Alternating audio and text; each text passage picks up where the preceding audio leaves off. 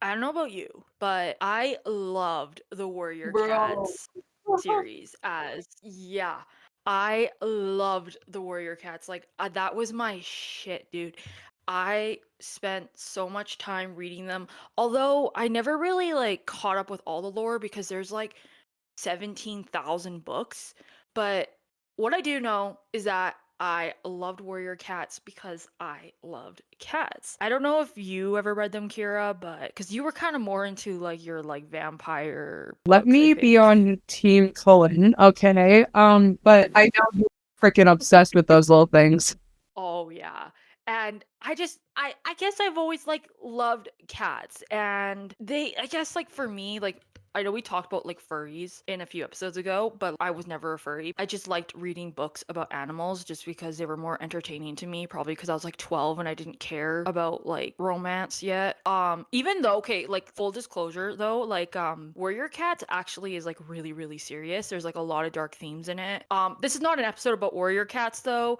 We're going to be talking about cats, and we're going to be talking about the man who was responsible for raising like the social status of cats and making people like cats. And this guy was known as the mad cat artist, Louis Wayne. So Louis Wayne was really known for his interesting portrayal of cats in his paintings. He was a painter from the late 1800s to the early 1900s, but unfortunately, his life was really tragic and his art kind of has become almost like a spectacle because of his mental health and how he slowly went mad. And it's a huge argument whether he really was schizophrenic or if that was just his stylistic. With Louis Wayne, he started off by painting these cats that were kind of anthropomorphic. And then they started to get very stylistic where they eventually no longer looked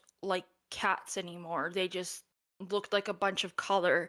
And a lot of people speculate or wonder if this was a stylistic choice or was this his schizophrenia or if he even had schizophrenia. And his cat paintings, they went wild in the late 1800s, early 1900s. People loved his work because it was just so I guess it was just different. People weren't used to seeing these little cats being anthropomorphic. And slowly though, he just went mad and we're going to talk about his life and whether he really went mad or was he just really artistic.